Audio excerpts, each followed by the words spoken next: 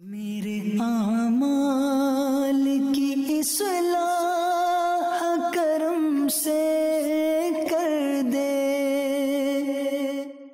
الحمدللہ رب العالمین والصلاة والسلام علی سید المرسلین، اما بعد فاعوذ باللہ من الشیطان الرجیم، بسم اللہ الرحمن الرحیم۔ پڑھیے الصلاة والسلام علیک یا رسول اللہ وعلى آلك وأصحابك يا حبيب الله، الصلاة والسلام عليك يا نبي الله وعلى آلك وأصحابك يا نور الله۔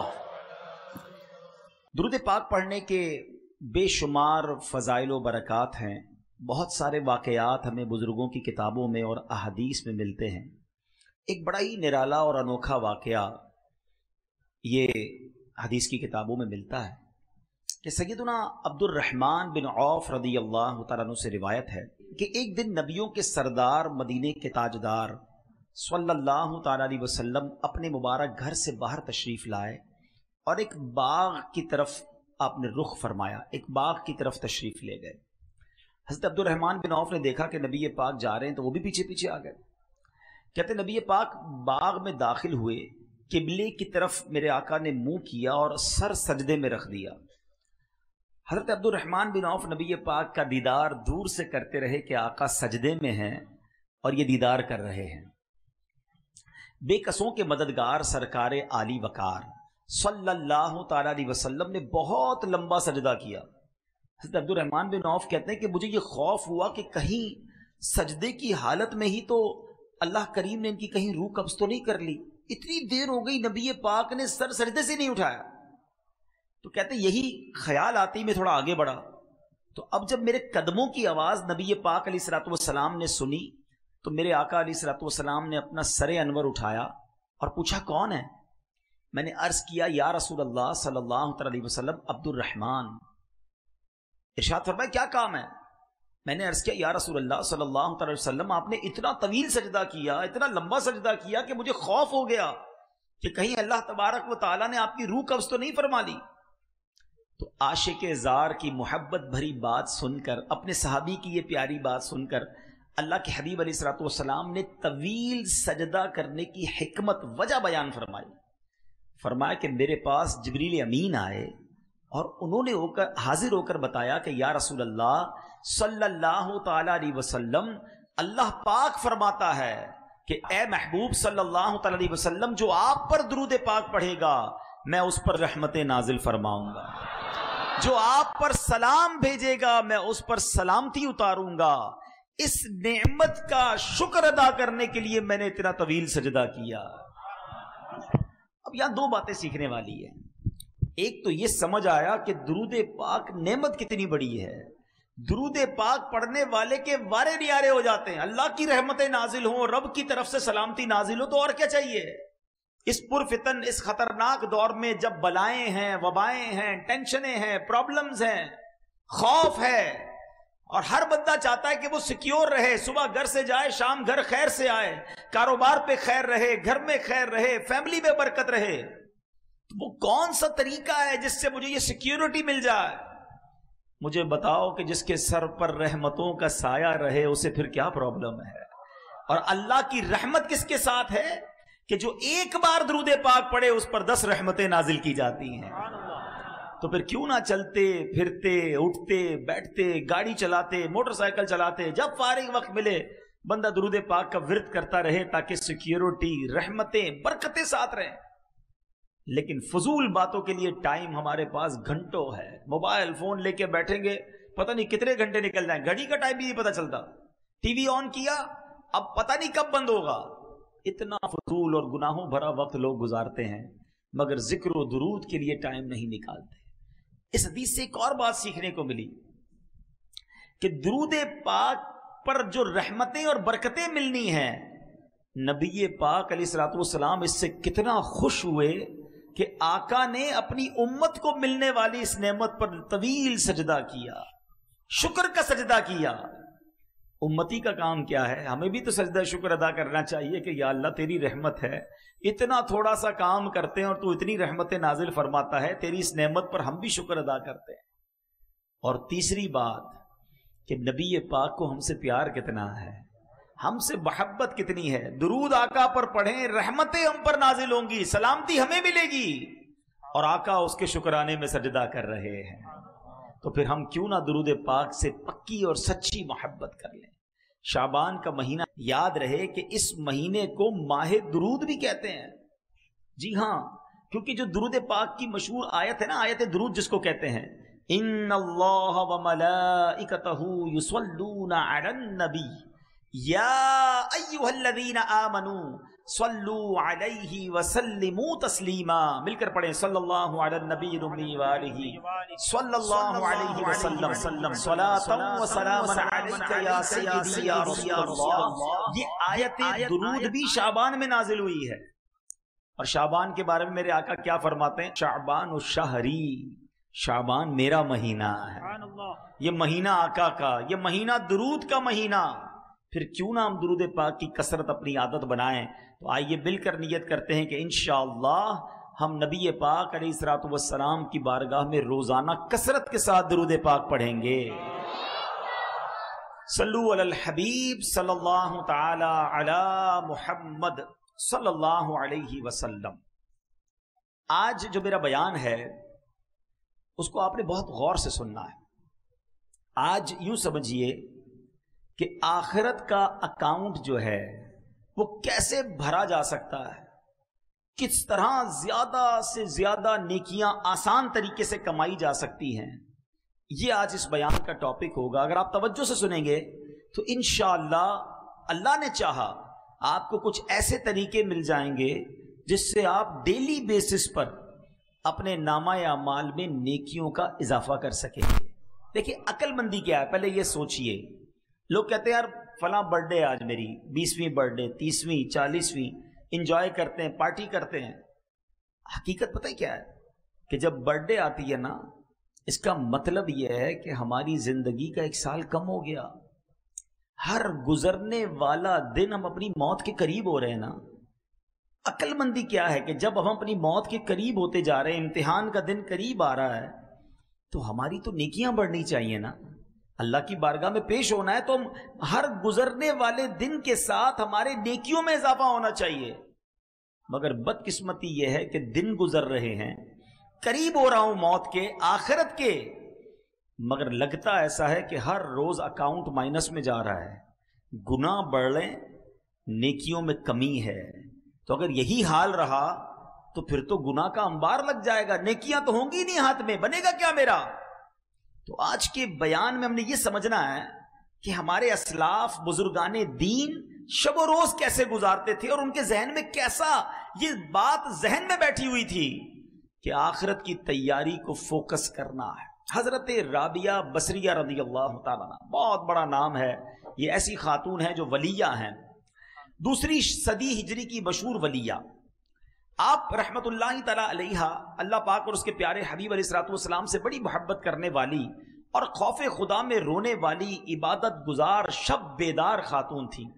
آپ نے 50 سال ایسے گزارے کہ نہ بستر پر لیٹ کر آرام کیا، نہ تکیے پر سر رکھا۔ آپ کی خادمہ حضرت عبدہ بنت شوال رحمت اللہ تعالی علیہا فرماتی ہیں کہ حضرت رابعہ ساری رات نماز میں مصروف رہتی، صبح فجر سے پہلے مصلی پر لیٹ جاتی، کچھ ہی دیر کے بعد گھبرا کر اٹھتی اور خود سے کہتی، نفس تو اس ناپائیدار دنیا میں کب تک سوتا رہے گا؟ دنیا تو تنگی کا گھر ہے، پھر یہاں اتنی نیند کیوں؟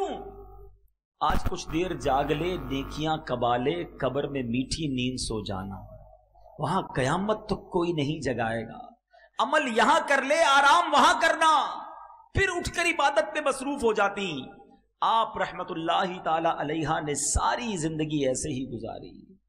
شاعر کہتے ہیں نا، جاگنا ہے جاگ لے، افلاک کے سائے تلے، جاگنا ہے جاگ لے، افلاک کے سائے تلے، حشر تک سوتا رہے گا خاک کے سائے تلے۔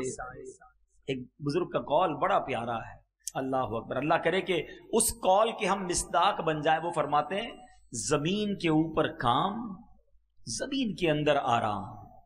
زمین کے اوپر ایسا کام کر لو میٹھے اسلامی بھائیوں کہ جب زمین کے اندر جائیں نا تو وہاں جو خوش نصیب ہوں گے نا، جن سے اللہ راضی ہوگا، ان کو فرشتے پتہ کیا کہیں گے؟ نم کا نومۃ العروس، سو جا کہ جیسے دلہن سوتی ہے. بس قیامت تک اس کے مزے ہوں گے. حضرت رابعہ بصریہ فرماتی ہیں کہ ایک رات سحری کے وقت میں نے کچھ تسبیحات پڑھی، پھر سو گئی. خواب میں دیکھا کہ ایک ہرا بھرا درخت ہے جو اتنا بڑا ہے اور حسین ہے کہ میں بیان ہی نہیں کر سکتی. کمال کی جگہ تھی. اس پر 3 قسم کے پھل لگے تھے. میں نے کبھی دنیا میں ایسے پھل نہیں دیکھے. کچھ پھل سفید تھے، کچھ سرخ تھے، کچھ زرد تھے، اور سب اس درخت میں چاند سورج کی طرح چمک دمک رہے تھے.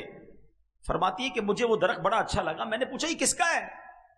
تو کہنے والے نے کہا یہ آپ کا ہے، اور جو ابھی آپ نے تسبیحات پڑھی ہیں اس کا بدلہ ہے. یہ اللہ کا ذکر کر رہی تھی نا، یہ اس ذکر کا بدلہ ہے. تو فرماتی ہے میں درخت کے ارد گرد گھومنے لگی کہ میرا درخت ہے. تو دیکھا کچھ پھل زمین پر گرے ہوئے تھے. تو آپ نے کہا کہ کاش یہ پھل بھی درخت پر موجود ہوتے تو کتنے اچھے لگتے.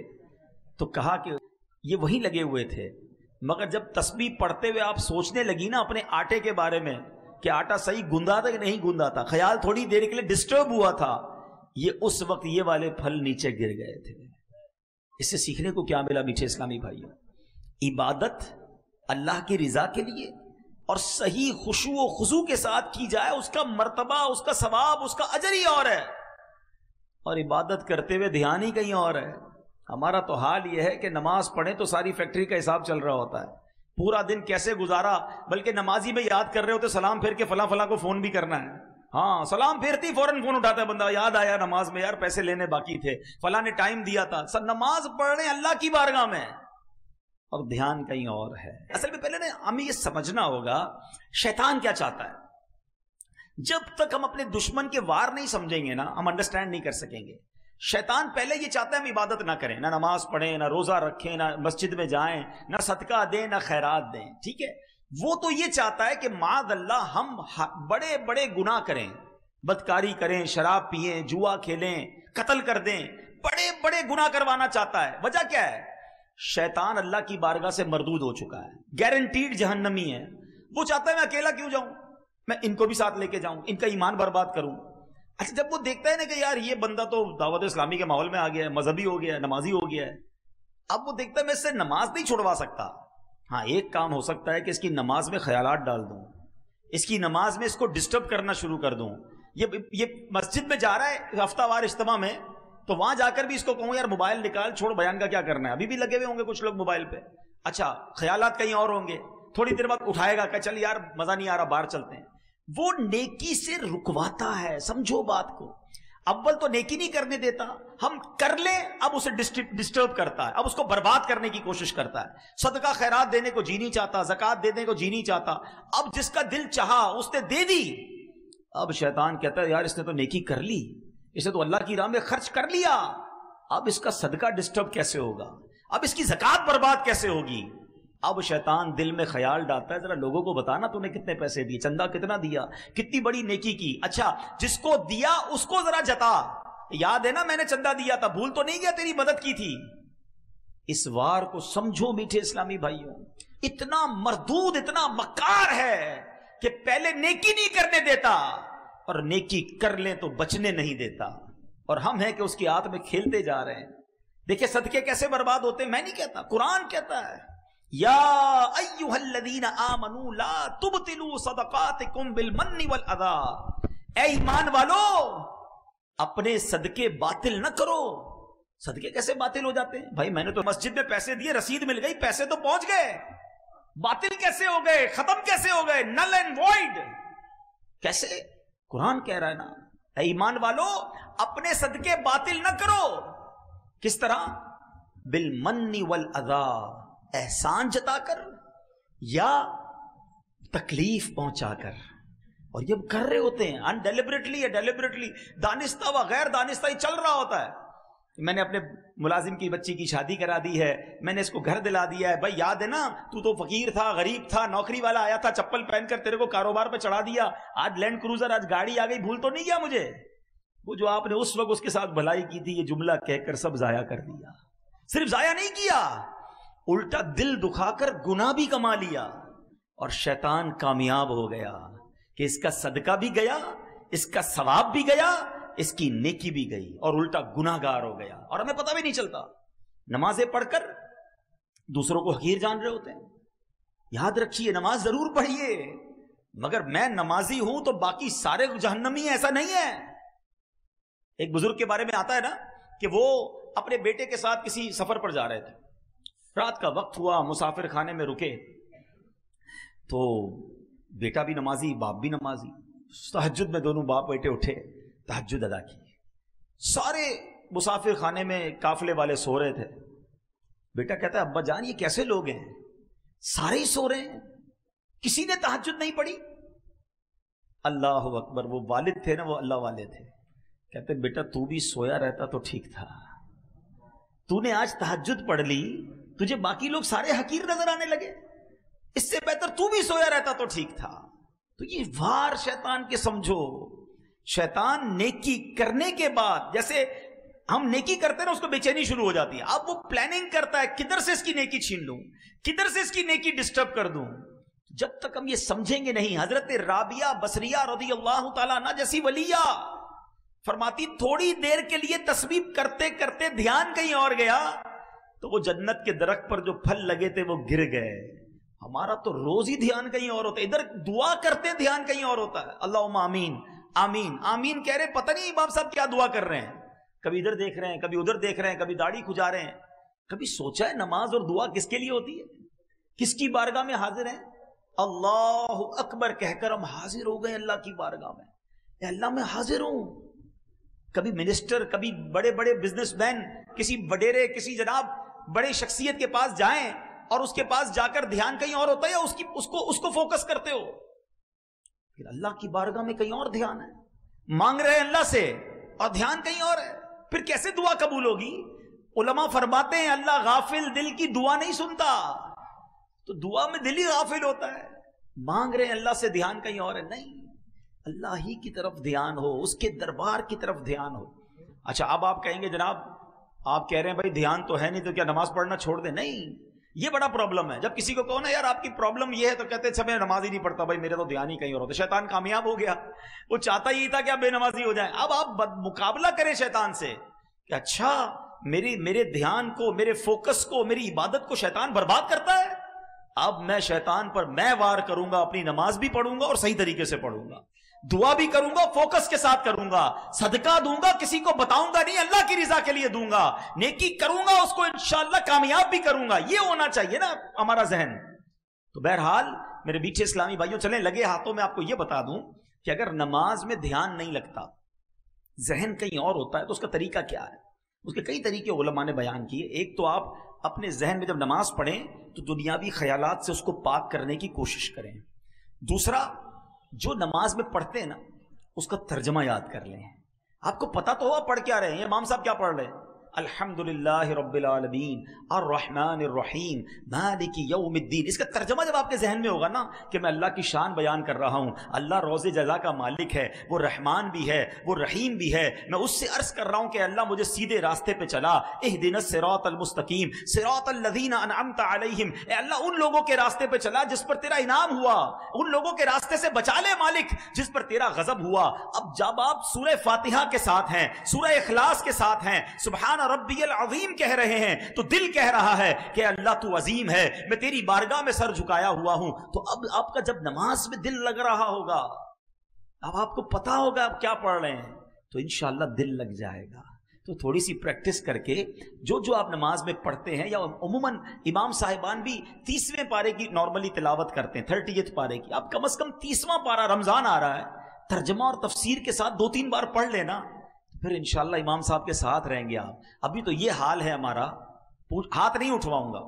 کئیوں نے یہاں عشاء کی نماز باجماعت پڑھی ہوگی.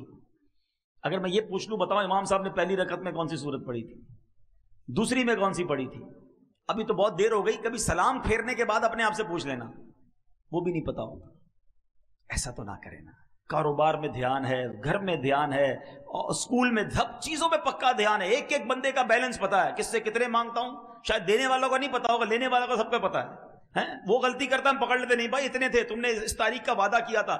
اگلا 1 مہینے بعد پیسہ دینے کی وعدہ کرے، اس سے 3 دن پہلے سے دماغ میں ریمائنڈر آنا شروع ہو جاتا ہے، 15 تاریخ آنے والی ہے، 12 ہو گئی ہے، 15 کو پیسے دینے اس نے اپنے کو. اتنا یاد ہے آپ کو. مگر قرآن، نماز، ذکر و اذکار میں کیوں اتنی غفلت ہے؟ میں چوٹ کر رہا ہوں، پلیز. مبارک مہینہ آ رہا ہے، ہمیں ٹھیک ہونا ہے نا. تو بہرحال اللہ کرے کہ ہمیں اپنی پیدائش کا مقصد سمجھ آ جائے. یہ زندگی پتہ ہے کیا ہے؟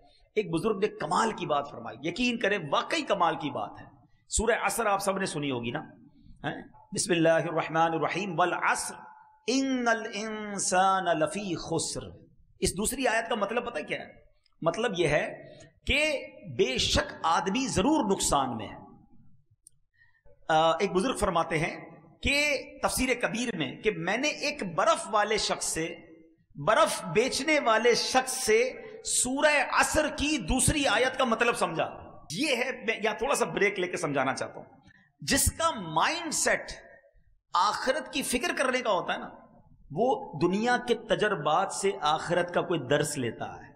جس کا ذہن ہی نہیں ہے تو وہ غفلت میں ہی رہتا ہے. مثال کے طور پہ ایک بزرگ کے بارے میں آتا ہے کہ وہ بڑا زبردست کپڑا بناتے تھے. کپڑا سیا، تیار کیا، کپڑے کے بیپاری تھے. وہ ایک کپڑا سیل کرنے مارکیٹ میں گئے، اپنا بنا کے کپڑا. تو جو کپڑا خریدنے والا تھا نا، اس نے جب کپڑا دیکھا تو اس نے کہا آپ کی تو سلائی میں پرابلم ہے. وہ ماہر تھا، ماسٹر تھا، ایکسپرٹ تھا. سلائی میں صحیح نہیں ہے، کلر اسکیم بھی صحیح نہیں ہے، مثال دے رہا ہوں، اس کی سائز بھی ٹھیک نہیں ہے. وہ بتاتا گیا. اس بزرگ نے رونا شروع کر دیا، زاروں کتار رونے لگ گئے. تو اس نے کہا بھائی آپ رو کیوں رہے ہیں؟ آپ کا کپڑا میں خرید لیتا ہوں، ناراض تو نہ ہوں، میں تو جو چیزیں وہ بتا رہا ہوں. کہتے میں اس لیے نہیں رو رہا کہ تم نے میرے کپڑے کے عیب نکالے ہیں، میں اس لیے رو رہا ہوں کہ میں نے یہ کپڑا اپنے طور پہ پرفیکٹ بنایا تھا، مگر جب یہ کپڑا کسی ماہر کے ہاتھ میں آیا تو اس نے میرے عیب نکالنا شروع کر دیے. تو میں نے تو اپنے طور پہ نمازیں ٹھیک پڑھی ہیں، روزے صحیح رکھے ہیں، صدقے خیرات بھی کیے ہیں، اللہ کی بارگاہ میں قیامت کے دن گیا. اور اگر رب نے کہا کہ تیرے سجدے قبول نہیں ہیں، ان میں اخلاص نہیں تھا، تیرے صدقے بیکار ہیں، تو اس میں نیت کچھ اور تھی، میں اپنے طور پہ ٹھیک کر رہا ہوں اعمال، اگر اللہ کی بارگاہ میں گیا اور وہاں یہ سب ریجیکٹ ہونا شروع ہوا تو میرا کیا بنے گا؟ یہ تھا دماغ، یہ ذہن تھا آخرت کی تیاری کا کہ کپڑا ریجیکٹ ہوا تو قیامت یاد آ گئی. ادھر گھر میں میت ہوتی ہے تو موت یاد نہیں آتی ہے، ادھر باپ کا انتقال ہوتا ہے اور گھر والے ٹی وی دیکھ رہے ہوتے ہیں، تیسرے دن نمازیں قضا ہو رہی ہوتی ہیں، ادھر ہمارے سامنے آخرت کی یاد دلانے والی بات ہوتی ہے، پھر بھی آخرت نہیں سوچتے ہیں. اور بزرگان دین سنو کیا کہتے ہیں. بزرگ کہتے ہیں میں نے برف والے سے سورہ عصر کی دوسری آیت کا مطلب سمجھا. ایسا کیا کہا تھا برف والے نے؟ سنو برف والا کیا کہتا ہے. وہ کیا کہتا ہے؟ کہتے ہیں میں نے برف والے کے بارے میں سنا، وہ آواز لگا رہا تھا، برف ریڑھی پہ بیچ رہا تھا اور آواز لگا رہا تھا ارحموا من یذوب رأس مالہ. وہ کیا کہتا تھا؟ لوگو اس شخص پر رحم کرو جس کا سرمایہ پگھل رہا ہے. برف والا یہی کہتا ہے خرید لو ورنہ پگھل جائے گا. کہتے ہیں میں سمجھ گیا ان الانسان لفی خسر. اس کا مطلب یہی ہے کہ زندگی برف کی طرح پگھل رہی ہے، جو اس میں نیکی نہ کمائے گا وہ نقصان میں رہے گا. برف والا صبح برف لے کے نکلتا ہے نا، اس کو پتا ہے شام تک یا تو بیچوں گا یا پگھل جانی ہے. میٹھے اسلامی بھائیوں، میری اور آپ کی زندگی بھی یہی ہے. We don't know کب چلے جائیں گے.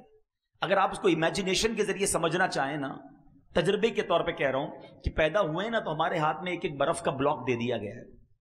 کسی کے پاس 50 سال کا ہے، کسی کے پاس 40 سال کا ہے، کسی کے پاس 25 سال کا ہے. برف روز پگھل رہی ہے. ہو سکتا ہے ہم میں سے کسی کی برف کل ختم ہونے والی ہو، آج ختم ہونے والی ہو، اور ہم ہیں کہ احساس ہی نہیں ہے.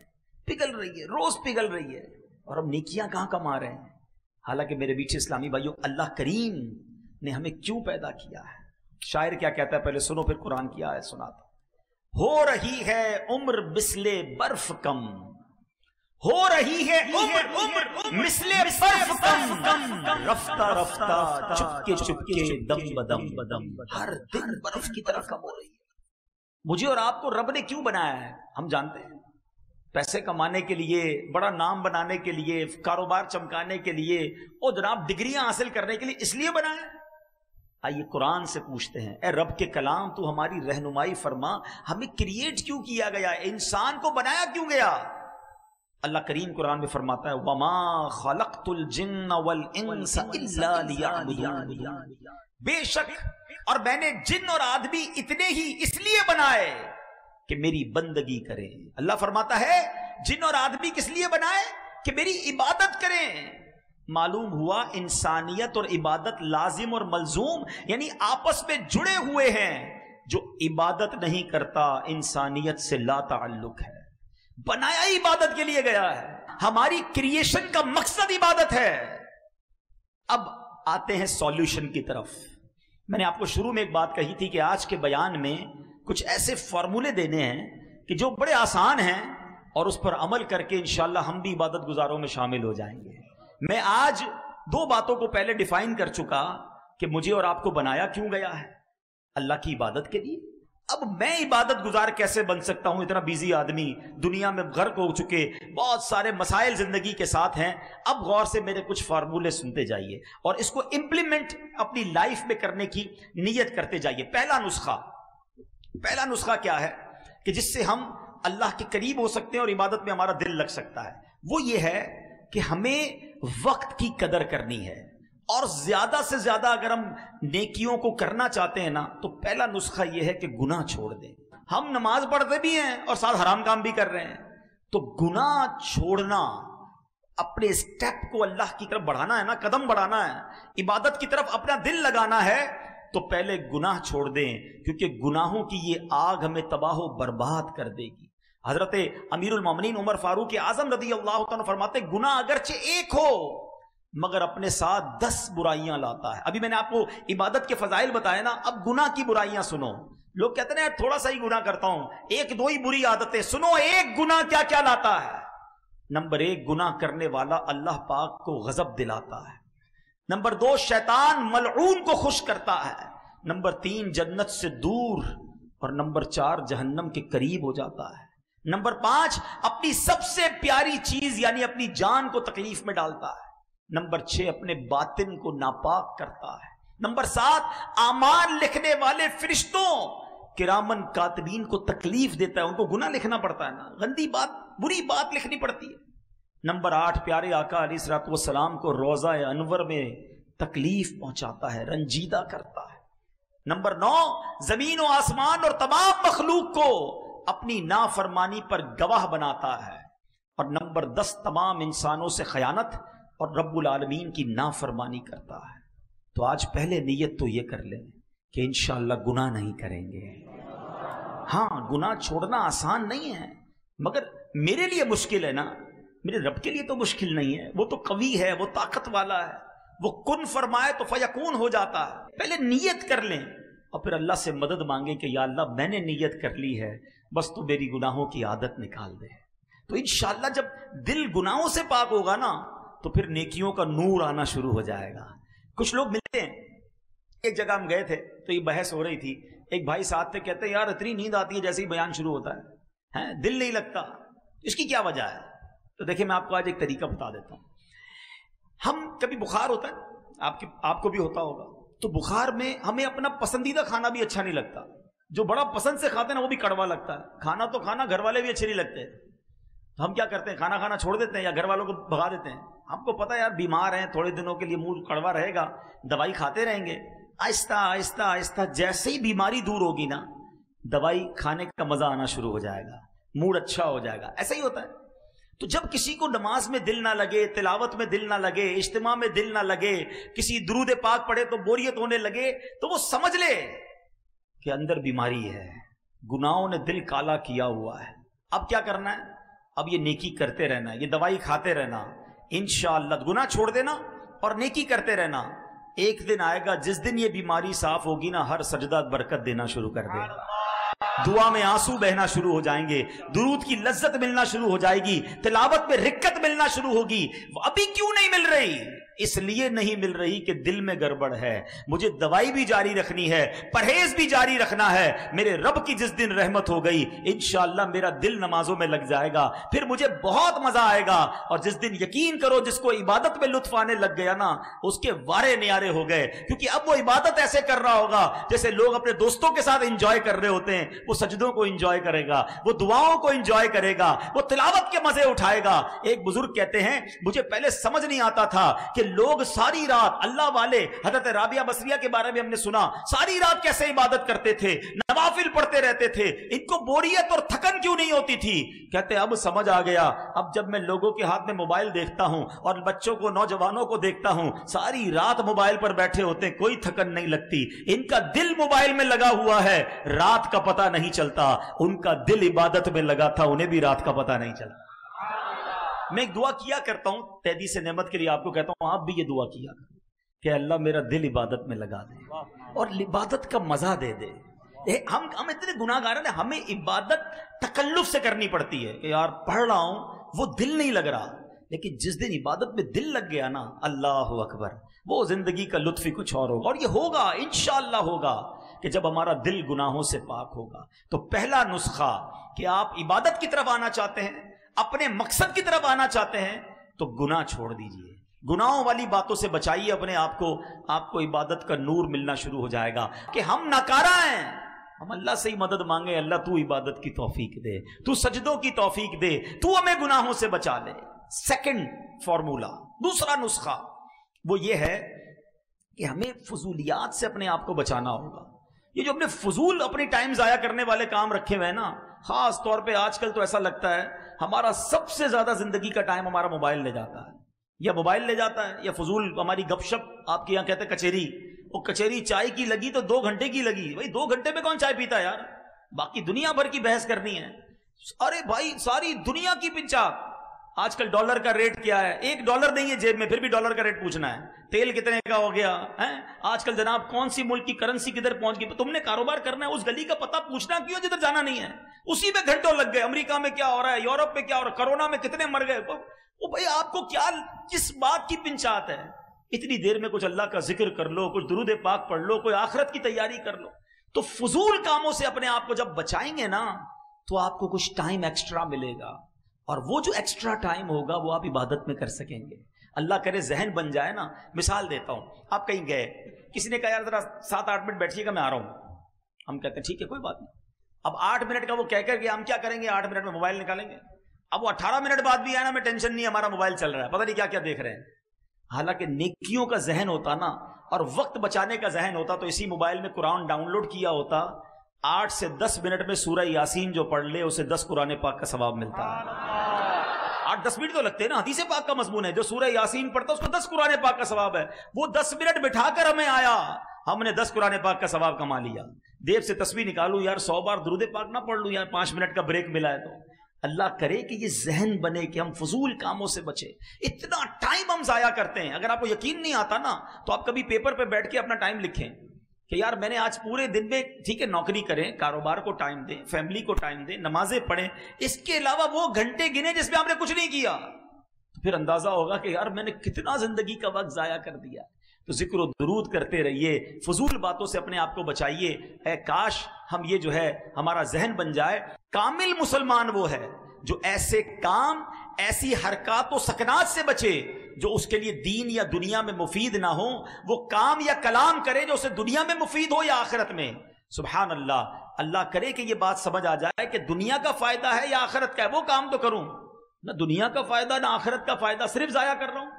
یہ نہیں ہونا چاہیے۔ اپنی سانسوں کی گنتی کو سمجھیے، یہ اللہ پاک نے بڑی نعمت دی ہے، اب ہماری مرضی ہم ان کو کیسے ضائع کرتے ہیں۔ تیسرا نسخہ، پہلا کیا تھا، گناہ چھوڑ دے، دوسرا فضول کاموں سے اپنے آپ کو بچائے۔ اب تیسرا نسخہ کیا ہے کہ ہم اپنے جو مباح کام ہے نا، چلنا پھرنا، اٹھنا بیٹھنا، چائے پینا، کھانا کھانا، ان مباح یعنی جائز کاموں کو نیکیوں میں کیسے کنورٹ کر سکتے ہیں۔ سبحان اللہ، وہ کیسے کور ہوگا؟ وہ ہے اچھی نیت۔ یہ ایسی نرالی سوغات ہے کہ بندہ اچھی نیت کی وجہ سے بغیر عمل کے بھی ثواب کا مستحق ہو جاتا ہے. اللہ کے حبیب علیہ الصلوۃ والسلام فرماتے ہیں جس نے نیکی کا ارادہ کیا اس پر عمل نہ بھی کر پایا تو اس کے لیے ایک نیکی لکھ دی جاتی ہے. نیت اچھی تھی نا, اچھی نیتیں کر لیا کریں. اچھا, ایک عمل میں کئی نیتیں کی جا سکتی ہیں. اگر تھوڑا سا رک کر نیکی کرنے کا, اچھی نیت کرنے کا ذہن بن جائے نا, اللہ پاک امیر اہل سنت کو سلامت رکھے, اتنا نیت کے بارے میں سمجھاتے ہیں. مثال کے طور پہ آپ اجتماع میں آئے, ابھی کی بات کر لیتے ہیں, آپ میں سے کوئی آیا بھائی بیان سنوں گا, اس کو ایک ثواب ملے گا. کسی نے نیت کی یار میں ذکر بھی کروں گا, 2 نیتیں ہو گئی. میں تو دعا بھی کروں گا, 3 نیتیں ہو گئیں. اب میں اجتماع کے بعد مسلمانوں سے ملاقات بھی کروں گا, 4 نیتیں ہو گئیں. سلام میں پہل کروں گا, 5 نیتیں ہو گئی. اجتماع میں اگر گیا اور وہاں کسی مسلمان نے راستہ پوچھا تو راستہ بھی بتا دوں گا, 6 نیتیں ہو گئیں. 2 مسلمانوں میں جھگڑا ہوا, اگر ہونے لگا تو سلو کروا دوں گا, 7 ہو گئیں. کسی نے کوئی مسئلہ پوچھا آتا ہوا بتا دوں گا, 8 نیتیں ہو گئیں. ہو سکتا ہے اجتماع میں جنازہ آ جائے, اگر جنازہ آیا تو جنازہ بھی پڑھ لوں گا, 9 نیتیں ہو گئیں. اگر آپ کا نیت کا ذہن ہے تو آپ گھر سے چلے اجتماع کے لیے ہیں, مگر ہر قدم پر ہر لمحے 10 12 کام کی نیتیں کی, 10 12 کاموں کا ثواب ملنا شروع ہو گیا. اور یہ میں نہیں کہہ رہا, سیدی اعلیٰ حضرت امام اہل سنت لکھتے ہیں جس کا مفہوم یہ ہے کہ بندہ جو گھر سے نماز کے لیے چلتا ہے, وہ جب گھر کے سے نماز کے لیے چلتا ہے نا تو ہر قدم پر ایک نیکی ملتی ہے, ہر دوسرے قدم پر ایک گناہ معاف ہوتا ہے. اعلیٰ حضرت نے نماز پڑھنے کے لیے جانے کے لیے 40 نیتیں لکھی ہیں. جو ان 40 نیتوں پر عمل کر لے, نیت کر لے, اب گھر سے چلے گا ہر قدم پر 40 نیکیاں ملیں گی. تو ہم اچھی نیتیں کرنے کی عادت ڈالیں تو یہ بڑا آسان سا کام ہے, لیکن ہمارے نامہ یا مال میں ملٹیپلیکیشن ہونا شروع ہو جائے گا. اگلا نسخہ یہ ہے کہ ہم کہتے ہیں 1 تیر سے 2 شکار, اس کی عادت ڈال لیں. ہاتھ کام کرتے ہیں نا, نوکری کر رہے ہیں, کاروبار کر رہے ہیں یا کچھ بھی کر رہے ہیں, زبان تو فارغ ہے نا, تو چلتے پھرتے اٹھتے بیٹھتے اللہ اللہ اللہ اللہ اللہ اللہ کرتے رہیں. سبحان اللہ سبحان اللہ سبحان اللہ, الحمدللہ الحمدللہ الحمدللہ, اللہ اکبر اللہ اکبر اللہ اکبر, لا الہ الا اللہ لا الہ الا اللہ, ولا حول ولا قوت الا باللہ. یہ وہ وظائف ہیں احادیث میں جس کی ترغیب دی گئی ہے.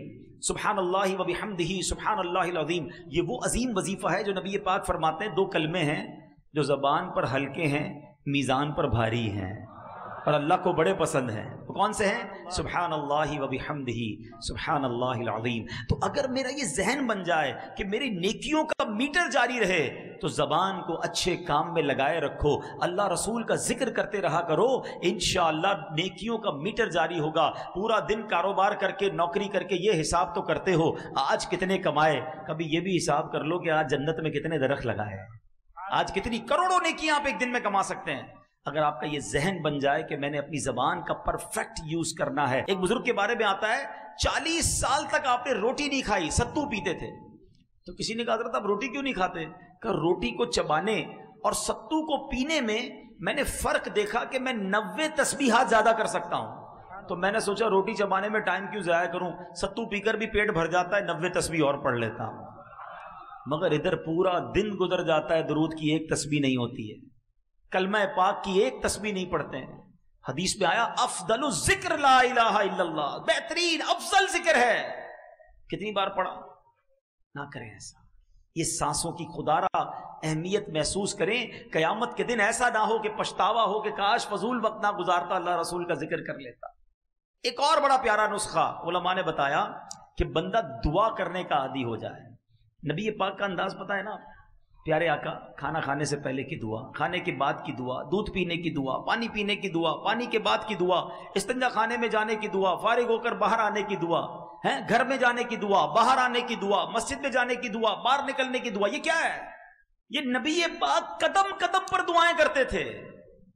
اور آج ہمیں پورا دن گزر جاتا ہے, ہم دعا نہیں پڑھتے. حالانکہ اگر یہی عادت اپنا لینا کہ ساری دعائیں یاد کر لیں کہ کھانے سے پہلے کیا پڑھنا ہے, تو کھانے سے پہلے ثواب, کھانے کے بعد ثواب, پانی سے پہلے ثواب, پانی کے بعد ثواب. اچھا دعا اور سنت, اگر یہ 2 چیزیں مجھے پتہ چل جائیں, بھائی پانی تو پینا ہی ہے نا, لیکن دن میں کتنی بار پانی پیتا ہوں؟ اگر سنت کے مطابق پیوں تو ہر بار پانی پینے کا ثواب ہے. چپل تو پہننا ہی ہے, سنت کے مطابق پہنوں, چپل پہننے کا ثواب. لباس تو پہننا ہی ہے, سنت کے مطابق پہنوں, لباس پہننے کا ثواب. اگر یہ ذہن بن جائے یار میں پورے دن میں کیسے عبادت بڑھا سکتا ہوں اور بغیر کسی بڑی ایفرٹ کے, کیا محنت کرنی ہے, سیدھے پیر سے چپل پہنے یا الٹے پیر سے پہنے, اتنا ہی ٹائم لگنا ہے. مگر ہر سنت پر اگر سنت کی نیت سے عمل کر لوں اور اس سے پہلے دعا بھی پڑھ لوں الدعاء مخ العبادہ، حدیث پاک میں ہے دعا عبادت کا مغز ہے۔ اچھا ڈبل فائدہ ہوگا، دعا کا ثواب الگ ملے گا، کام میں برکت اور آ جائے گی۔ جس کام کو شروع کرنے سے پہلے بسم اللہ پڑھی، دعا کر لی، کام بھی اچھا ہو جائے گا، کھانے میں بھی برکت رہے گی، پیٹ بھی خراب نہیں ہوگا، اور جناب عبادت بھی جاری رہے گی۔ اصل چیز مائنڈ ہے۔ جس طرح دنیا کمانے کے لیے دماغ چلتا ہے، اگر نیکیاں کمانے کے لیے دماغ چل جائے نا تو پھر تو نیکیاں ہی نیکیاں ہیں، کمال ہے، آسان نیکیاں ہیں۔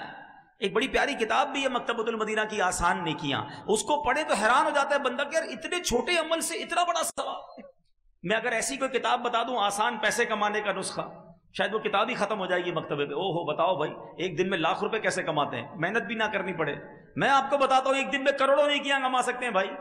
صرف اپنا ذہن بنائیں اور اپنا یہ ذہن بنا لیں کہ مجھے عبادت کے لیے بھیجا گیا، تو دعائیں یاد کر لیں۔ ماشاءاللہ مدنی قافلوں میں دعائیں یاد کرائی جاتی ہیں، دعوت اسلامی کے حلقوں میں دعائیں یاد کرائی جاتی ہیں، اور یہ دعائیں انشاءاللہ زندگی میں ساتھ رہیں تو بیڑا پار ہو جائے گا نا۔ سنت پر عمل کرنے کی ذہن بنا لیں، اور سنت پر عمل کر کے نیکیاں تو ملی، اور پتہ کیا ملے گا؟ سنو، اللہ کے حبیب علیہ الصلوۃ والسلام کیا فرماتے ہیں؟ نبی پاک علیہ الصلوۃ والسلام فرماتے ہیں کہ جس نے میری سنت سے محبت کی اس نے مجھ سے محبت کی، اور جس نے مجھ سے محبت کی وہ میرے ساتھ جنت میں جائے گا۔ اب بتاؤ نا، اللہ کے حبیب کے ساتھ جنت میں چلے گئے تو بیڑا پار ہو گیا نا۔ تو بہرحال میرے میٹھے اسلامی بھائیوں، آج میں جو مختصر وقت میں جو بیان میں بات سمجھانا چاہتا تھا، اللہ کرے کہ یہ ذہن بن جائے کہ ہم نے اپنی زندگی کو ضائع نہیں کرنا ہے۔ اب تو مبارک مہینہ رمضان کا آ رہا ہے، اس مہینے میں بھی عبادت بڑھا دیں، اگلے مہینے میں بھی اپنے ذہن کو یہ بنائیں کہ مجھے عبادت کے لیے بھیجا گیا ہے، اور آپ عبادت کرو گے نا اللہ کو راضی کرو گے۔ لوگ کہتے ہیں یار ہم دین کی طرف زیادہ آ جائیں گے تو دنیا کا کیا ہوگا؟ میرے پیچھے اسلامی بھائی مجھے ایک بات بتائیں، آپ اللہ کی عبادت نہیں کر رہے، یا کوئی شخص ایسا ہے جو اللہ کی نافرمانی کر رہا ہے، اللہ اسے روزی دے رہا ہے، اس کا روزگار چل رہا ہے، وہ اللہ کی فرما برداری کی طرف آ جائے گا تو کیا اللہ تعالیٰ روزگار روک لے گا؟ خود سوچے نا، وہ رحمان الدنیا والآخرہ ہے، وہ خالق دنیا بھی ہے، آخرت کا بھی مالک ہے۔ ارے جب ہم اسے راضی کر لیں گے، اس نے دنیا بھی اچھی کر دینی ہے، اس نے آخرت بھی اچھی کر دینی ہے۔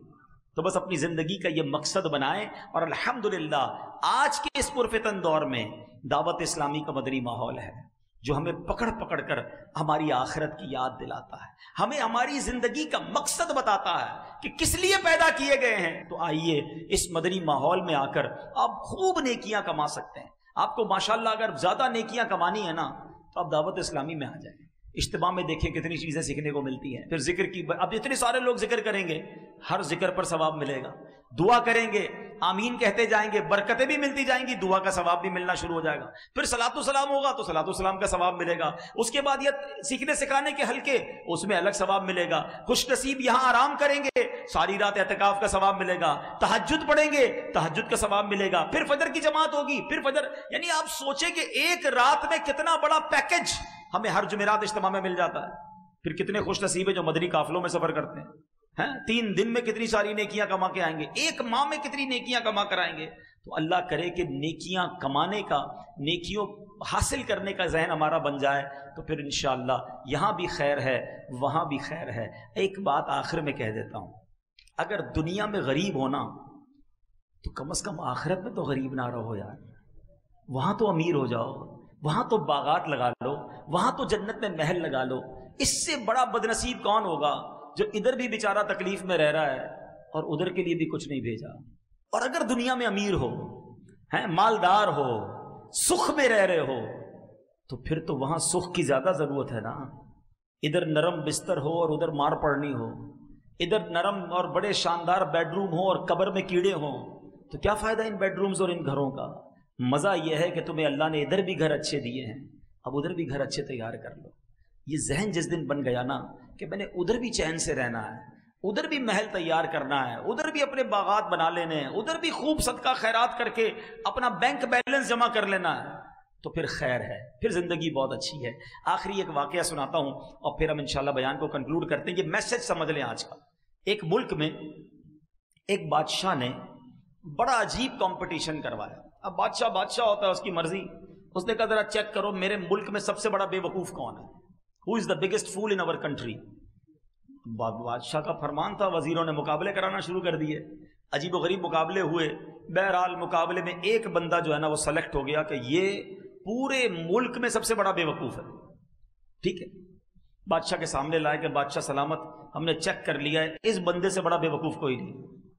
اچھا چیک کر لیا؟ کہاں چیک کر لیا؟ بادشاہ نے اپنے گلے سے سونے چاندی کی مالا اتاری، اس بے وقوف کے گلے میں پہنا دی. بے وقوف خوشی خوشی گھر چلا گیا، جیت گیا، ونر.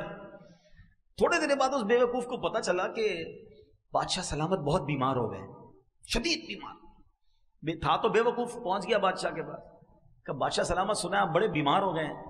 کہتا ہاں یار بہت بیمار ہو گیا ہوں، اب تو یہ جہان چھوڑ کے جا رہا ہوں. کہتا اچھا کہیں اور جا رہے ہیں؟ تھا تو بے وقوف، اس کو نہیں پتا مرنا کیا ہوتا ہے، قبر کیا ہوتی ہے. کہیں اور جا رہے ہیں؟ ہاں میں دوسری دنیا میں جا رہا ہوں. اچھا بادشاہ سلامت یہ بتائیے آپ کہیں اور جا رہے ہیں، ادھر تو اتنا بڑا محل، زبردست کمرے، جدھر جا رہے ہیں ادھر محل بنا لیا؟ بادشاہ کہتا ہے ادھر تو جھونپڑی بھی نہیں بنائی ہے. کہا اچھا. بادشاہ سلامت میں دیکھتا ہوں آپ کے پاس اتنے سونے جواہرات، مجھے خود آپ نے اتنی بڑی قیمتی مالا دی تھی، جدھر جا رہے ہیں ادھر پیسے بھجوا دیے؟ بادشاہ سلامت کہتا ہے میں نے تو ادھر ایک روپیہ بھی نہیں بھجوایا، پھوٹی کوڑی بھی نہیں ادھر. اچھا بادشاہ سلامت میں دیکھ رہا ہوں آپ کے آگے پیچھے غلام، کنیز، خادمائیں، سرونٹ، اسٹاف، جدھر جا رہے ہیں ادھر خادم وغیرہ بھجوائے کہ نہیں؟ بادشاہ کہتا ہے ادھر تو کوئی نہیں ہے میری خدمت کرنے والا. اس بے وقوف نے پتہ کیا کیا؟ اپنی مالا اتاری اور بادشاہ کے گلے میں ڈال دی. کہ حضور پھر تو مجھ سے بڑے بے وقوف آپ ہوئے نا. آپ کو پتہ ہے ادھر جانا ہے، نہ گھر بنایا، نہ پیسے بھجوائے، نہ کسی غلام خادم کو بھجوایا، تو مجھ سے بڑے بے وقوف تو آپ ہوئے. وہ بے وقوف تو بات کر گیا، یہ فرضی خاکہ ضرور ہوگا، میں ہمارے لیے کتنا بڑا میسج ہے. حیدرآباد میں گھر بن گیا، جنت میں بنا کہ نہیں؟ ادھر پیسے بہت، ادھر ہیں کہ نہیں؟ ادھر فون کرو تو چائے آ جاتی ہے، خادم موجود، گھر میں ماسی موجود، گھر میں بیوی تو ہے کام کرنے والی بیچاری، ادھر کون ہے؟ سوچو، ادھر رہ کر ادھر کی تیاری کرنی ہے. ایکسٹرا ٹائم نہیں ملے گا کہ جناب مرنے کا ٹائم آ گیا اب ذرا آخرت کی تیاری کر لیں. نہیں، آگاہ اپنی موت سے کوئی بشر نہیں، سامان 100 برس پل کی خبر. پلیز سمجھو بات، ادھر تیاری کر لو کہ ادھر بھی چین سے رہو. تیار رہو کہ آج بھی جا سکتا ہوں، اور اگر آج بھی قبر میں جاؤں تو ایسی زندگی گزارو کہ قبر میں جنت کا باغ ملے، نرم بستر ملے، جنت کا پیغام ملے. اللہ کرے ایسی زندگی گزارنے میں ہم کامیاب ہو جائیں. میرے اعمال کی اصلاح کرم سے